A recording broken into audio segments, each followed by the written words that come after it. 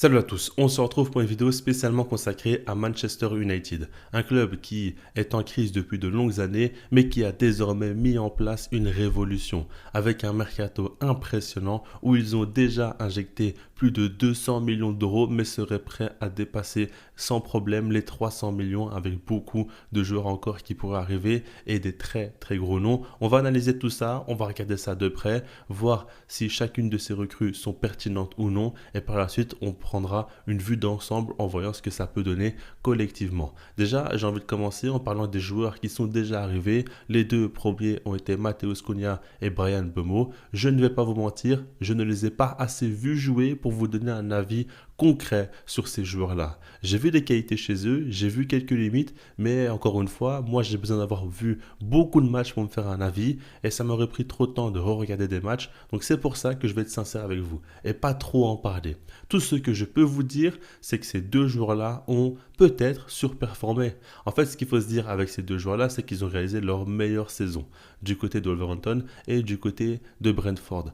Est-ce que réellement ils ont passé un cap dans leur carrière ou bien ça a été une saison où ils ont été un peu plus forts que d'habitude? C'est ce qu'on verra. En tout cas, 75 millions d'euros investis sur chacun de ces deux joueurs, donc 152 millions d'euros pour deux joueurs qui devraient être proches de leur prime parce que 24 ans et 26 ans, c'est quand même des joueurs qui ne sont plus extrêmement jeunes mais qui sont dans la force de l'âge. On va voir ce que ça va donner. C'est un risque important pris par United, mais sur deux joueurs qui connaissent le championnat aussi, avec des profils qui plaisent à l'entraîneur. Donc moi, ce qui m'intéresse le plus chez ces joueurs-là avec cette prise, c'est que c'est deux profils qui correspondent aux attentes de Ruben Amorim. Et on reviendra plus tard sur le coach, évidemment, mais ça, c'est une donnée à prendre en compte. Si on continue, il y a eu un autre coup qui a été réalisé, et là, je pourrais beaucoup plus en parler. C'est évidemment Benjamin Sesko qui est arrivé du côté de Manchester United. C'est un joueur que je connais beaucoup mieux parce que je l'ai vu jouer bien plus de fois, et là, je peux vous garantir que c'est un énorme prospect. Je peux vous garantir qu'il a beaucoup de talent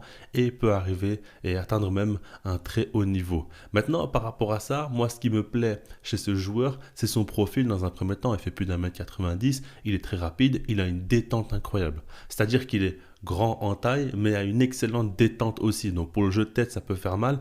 Et d'ailleurs, dans ce fameux 3-4-3 de Ruben Amorim, avec des pistons qui vont beaucoup apporter, ça peut faire mal. Je pense qu'il va recevoir beaucoup de centres et pourra marquer beaucoup de buts de la tête. Mais en dehors de ça, c'est un joueur qui peut participer aussi aux séquences de jeu de l'équipe, décrocher et combiner avec ses coéquipiers, surtout qu'il sera entouré encore une fois dans ce système. Donc ça peut être très fort. Et puis un joueur qui prend très bien la profondeur aussi. Quand on sait qu'il y a Bruno Fernandes qui est un des meilleurs passeurs au monde, il va avoir de très bons ballons. Maintenant, attention, ce n'est pas encore un tueur devant la cage. Je dis pas encore parce qu'il peut progresser vu qu'il est jeune, mais il faut tout de même préciser que ce n'est pas un joueur qui a déjà fait des saisons à plus de 30 buts. Non, il est plus vers les 15-20 buts. C'est là où il se situe. Il peut encore évoluer, mais il va découvrir un nouveau championnat avec de nouvelles attentes, une nouvelle pression, et ça sera différent. Au RB Leipzig, il avait vraiment un confort où il n'y avait aucune pression ou attente particulière sur lui. Désormais, ça ne sera plus le cas et il faudra voir. Il y a des joueurs dans ce contexte-là qui vont réussir à montrer leur meilleur visage, être encore meilleurs sous la pression, et d'autres qui vont un petit peu s'écrouler. La petite crainte que j'ai, c'est que jusqu'à présent, dans sa carrière, j'ai trouvé qu'il ne gérait pas très bien la pression. Parce que quand je l'ai vu avec son pays lors d'une compétition internationale comme l'Euro 2024 par exemple, j'ai trouvé qu'il n'est pas spécialement sorti du lot. Alors c'est difficile parce que la Slovénie n'est pas non plus un top pays mondial dans le monde du football. Ok, maintenant avec le RB Leipzig aussi en Ligue des Champions, notamment face au Real Madrid, j'ai vu des matchs où il ne se montrait pas assez, où il manquait un petit peu de personnalité et se ratait devant les cages.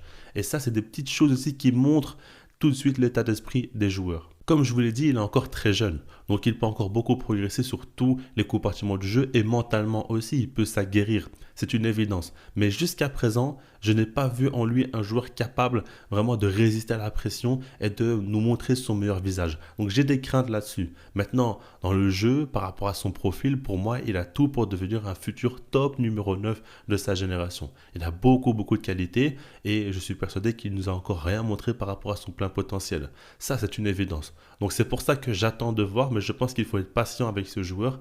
Et s'il peut tout de suite être performant, ce serait le top, évidemment. Mais je pense qu'il faudra un petit peu de temps avant de vraiment continuer à monter en puissance. Et je pense qu'il dépendra aussi du contexte collectif. Si ça se passe bien à United, si les performances sont meilleures que ce qu'on a vu jusqu'à présent, je pense vraiment qu'il va beaucoup évoluer. Mais si c'est l'inverse, si ça se passe encore une fois mal, je pense qu'il aura du mal à sortir du collectif et à faire des performances malgré cela. Maintenant, je peux me tromper, mais c'est mon ressenti. Dans tous les cas, pour moi, c'est un bon coup. Dans la situation d'United, attirer un tel joueur avec un tel potentiel, c'est évidemment un bon coup. Et je crois personnellement en lui. Je dis simplement qu'il faut avoir quelques réserves et c'est pour ça qu'on verra avec le temps si ça se confirmera d'un point de vue négatif ou positif. Dans tous les cas, moi j'espère qu'il va réussir parce que c'est un joueur qui pourrait faire très très mal dans le football actuel. Dans les rumeurs actuelles, on parle beaucoup de Carlos Baleba, qui pourrait arriver en provenance de Brighton pour 130 millions d'euros. Ce serait un transfert historique, l'un des plus coûteux de l'histoire du football et le plus coûteux pour un joueur africain. Donc là, on serait en passe d'écrire l'histoire avec ce transfert-là. Ce qu'il faut savoir, c'est que j'ai sorti une vidéo spécialement dédiée aux joueurs où je l'ai analysé et j'ai expliqué pourquoi United serait prêt à mettre 130 millions d'euros sur ce joueur justement.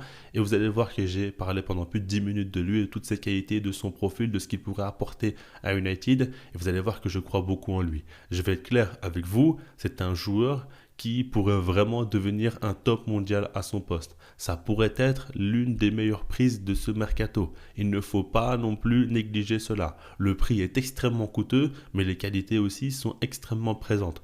Donc par rapport à tout ça, je ne vais pas me répéter sur tout ce que j'ai dit. Je crois simplement beaucoup en lui. J'ai juste peur de la façon dont il va digérer ce transfert parce qu'il y aura une énorme attente autour de lui vis-à-vis du prix s'il rejoint United. Mais en termes de profil et en termes de qualité, il a tout pour réussir évidemment. Si on termine avec tous les joueurs qui arrivent, il y a Gianluigi Donnarumma. Sa situation avec le PSG est très complexe. On comprend bien que les Parisiens ne veulent pas le prolonger. Il ne reste plus qu'un an de contrat.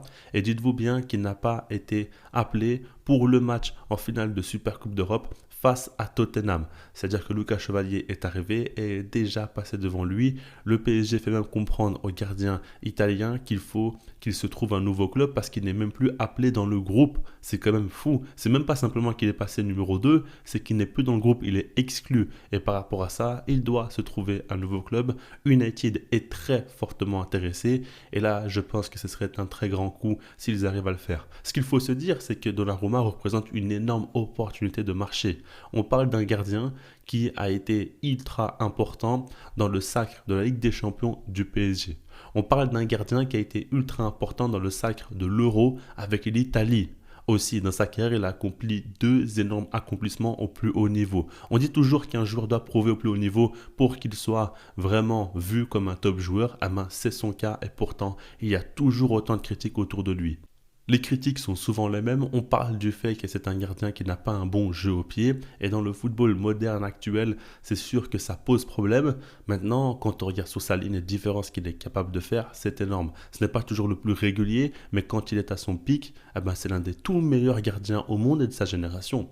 Et il faut le dire, et c'est pour ça qu'il faut davantage le valoriser. Je pense que dans la situation actuelle d'United, attirer le gardien qui vient de remporter la Ligue des Champions et qui a été crucial en étant hyper décisif et qui n'a que 26 ans, mais c'est une affaire en or. Surtout que tu as Onana qui est beaucoup trop instable. Il a beaucoup de qualités mais fait beaucoup d'erreurs aussi. Et en termes de comportement, ce n'est pas non plus idéal. Là, tu vas prendre Donnarumma qui est bien plus une valeur sûre. Je ne dis pas qu'il va réussir tous ses matchs et être au top niveau. Mais en tout cas, on sait quel est son pic. Et il est largement au-dessus d'Onana, évidemment. Et peut-être qu'il a besoin de se sentir plus valorisé. Au PSG, ce n'est pas totalement le cas. United va lui donner toute la confiance possible. Et là, peut-être qu'il va montrer aussi son meilleur visage. Tout ça, c'est possible. Et c'est pour ça qu'United doit foncer. Maintenant, je ne vous cache pas que pour le gardien, à la United, alors que tu es peut-être au pic de ta forme, à ton meilleur niveau dans ta carrière, bah, c'est peut-être pas la meilleure des choses parce qu'il a besoin de garantie et il a besoin de viser le plus haut niveau. C'est pas une critique pour United, mais en tout cas, on sait tous qu'ils doivent encore se reconstruire et que ce n'est pas fait, même si le mercato est impressionnant. Il faut confirmer ça sur le terrain, donc à voir. Mais en tout cas, pour United, recruter Donnarumma, c'est forcément une très bonne idée. Si on fait le récap par rapport à tout ça, si on assemble toutes les informations, on peut voir ça de différentes manières. On peut se dire que dans un premier temps, United est prêt à injecter plus de 300 millions d'euros sur le mercato, malgré leur situation économique qui posait des questions. Aujourd'hui, on a l'impression qu'ils sont bel et bien de retour. Et puis surtout, il y a toujours cette question de se dire, est-ce que United attire encore des grands joueurs? Parce qu'ils réalisent des saisons catastrophiques, très souvent, avec quand même pas mal de débâcles et des résultats très insuffisants par rapport à la stature du club. Eh ben non, On voit que le poids de l'histoire du club est toujours présent et que les joueurs veulent rejoindre United par rapport à ce que le club représente. Et ça, c'est une très bonne nouvelle déjà. Ensuite, on voit que ça va dans le bon sens sportivement parce qu'on voit des joueurs qui correspondent aux idées de jeu du coach. Donc ça, c'est très positif aussi. Maintenant, si on entre plus en profondeur, on peut se dire que ça peut potentiellement tourner au drame. Vous allez voir que moi, je suis du genre à avoir plusieurs visions et ne pas prendre un avis et m'y coller. Donc, écoutez jusqu'à la fin et vous allez comprendre là où je veux en venir. Mais si on regarde de manière générale, des joueurs comme Cunha ou Mbeumo, ils ont réalisé leur meilleure saison de la carrière à un âge, on va pas dire avancé, mais en tout cas, c'est pas comme s'ils avaient 18 ans et qu'il y avait beaucoup d'avenir devant eux. Ce que je veux dire par là, c'est que ces joueurs-là qui ont surperformé, ben justement, est-ce que c'est leur véritable niveau ou non? Est-ce qu'en rejoignant un nouveau club tout de suite, comme ça, ils vont pouvoir marquer tout autant de buts? Je ne sais pas. Le truc, c'est qu'ils ont réalisé une grande saison dans un contexte totalement différent avec beaucoup moins de pression et d'attente. Là, ce sera multiplié par 2 ou par 3 et il faudra voir est-ce qu'ils vont réussir à le faire. Par exemple, Cunha avait rejoint dans le passé l'Atlético Madrid et n'avait pas réussi. Évidemment, United et l'Atlético Madrid, c'est deux clubs totalement différents. Mais en termes de pression, là, on se rapproche parce que ça reste quand même des clubs beaucoup plus suivis. Et pourtant, ils n'avaient pas réussi là-bas. Ça, c'est un exemple comme ça. Voilà, ça vaut ce que ça vaut. Mais dans tous les cas, il faut aussi le prendre en compte. Encore une fois, je ne connais pas assez ces joueurs-là. Donc, c'est pour ça que je ne me positionne pas réellement. Mais c'est une question qu'on a en droit de se poser. Si on continue par rapport à Benjamin Sesko, j'ai émis des doutes aussi sur sa personnalité. Est-ce qu'il pourra supporter une telle pression et être le numéro 9 phare de Manchester United? Ce n'est pas tout le monde qui peut réussir à faire cela. Zirkzee et Højlund sont des bons joueurs, mais n'arrivent pas à le faire en grande partie à cause de cela aussi. Donc il faudra voir s'il sera capable de le faire. Donc déjà, ça aussi c'est une question qu'on peut se poser. Carlos Baleba est un joueur en qui je crois énormément. Et je trouve que c'est vraiment un joueur extrêmement talentueux. Maintenant, est-ce qu'il pourra digérer un tel transfert de 130 millions d'euros? Est-ce qu'il pourra arriver et tout de suite montrer son meilleur visage? Je pense que ce qu'il fait à Brighton aujourd'hui, s'il le fait à United, ça ne sera pas suffisant pour les supporters. Pourquoi? Parce que 130 millions d'euros, c'est tellement cher qu'on a envie qu'il surperforme et qu'il fasse tout au milieu de terrain, qu'il marque aussi beaucoup de buts et qu'il fasse des fois des choses qui ne représentent pas non plus son rôle. Et ça, il faudra aussi qu'il arrive à l'assumer et à passer le cap. Et puis, pour terminer, Donnarumma, un super gardien qui sort d'une grande saison avec des matchs très décisifs en Ligue des Champions. On connaît son CV, il est très important. Maintenant, Donnarumma est un gardien aussi qui, des fois, est descendu très bas.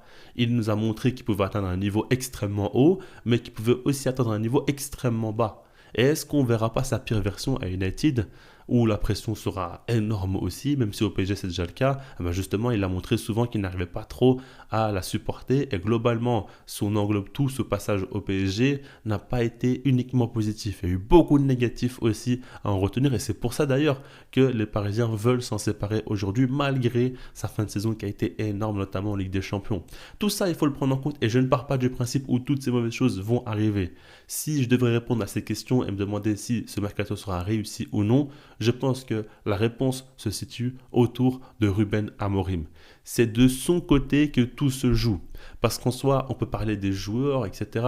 Moi, je l'ai dit, en termes de profil, en termes de qualité de jeu, toutes ces pioches-là, je les valide. Maintenant, là où ça pourra bien être mis en place, là où ça pourra vraiment ressembler à quelque chose, c'est si Ruben Amorim fait bien son travail, si son système est performant, à ce moment-là, oui, ces joueurs-là vont réussir. Je pense que ça se situe à ce niveau-là. United a misé sur Ruben Amorim, il a vécu 6 mois très compliqués, mais désormais il a eu une pré-saison, il a eu plus de temps pour préparer son équipe, il a eu les joueurs qui collent à son profil aussi avec un gros mercato et désormais il n'a plus d'excuses. Là maintenant il doit performer. La pré-saison a été excellente du côté d'United, il faudra confirmer cela au début de saison. Personnellement, je reste assez optimiste. Je suis persuadé que c'est un coach avec de très bonnes idées de jeu, qui est très bon dans ce qu'il fait. Maintenant, est-ce que c'est le coach idéal pour United? Ça, je ne sais pas. C'est vraiment un contexte très particulier, très difficile à comprendre pour ceux qui ne sont pas des supporters de ce club et ne le suivent pas chaque semaine. Mais de manière globale, c'est un coach très talentueux avec de bonnes idées de jeu, qui a eu un mercato en lien aussi avec ce qu'il recherche dans son football. Et ça, United ne le faisait plus trop. J'ai l'impression que ces derniers temps, United était concentré sur les opportunités de marché, sur ce que les joueurs représentent, plus que ce qu'ils sont réellement sur le terrain. Et ça fait que souvent ça ne collait pas et c'était des erreurs de casting. Ici, j'ai pas l'impression qu'on est dans ce cas de figure, encore une fois, des joueurs globalement très jeunes, des joueurs qui connaissent la première ligue aussi. Il y a de moins en moins de risques qui sont pris avec beaucoup d'argent investi évidemment, mais c'est ce qu'il faut faire aujourd'hui dans le football. Donc ça ne me choque pas non plus. Et par rapport à tout ça, il y a de quoi être optimiste, mais il faut voir. Je ne vous cache pas que c'est la première saison depuis longtemps que j'ai hâte de voir United et j'ai hâte de suivre leur projet. Alors que de base, ces derniers temps, je me cassais plus trop la tête et j'aimais pas trop regarder leur match parce que je trouvais que globalement, c'était pas ultra intéressant. C'est pas contre les supporters d'United, hein. Je sais qu'il y en a beaucoup qui vont m'attaquer, mais je dis la vérité et je ne pense pas être le seul. Je pense qu'il y a des supporters d'United aussi qui ne sont pas contents de ce qu'ils voient et c'est normal. On parle d'un club qui historiquement a été extrêmement haut dans la hiérarchie.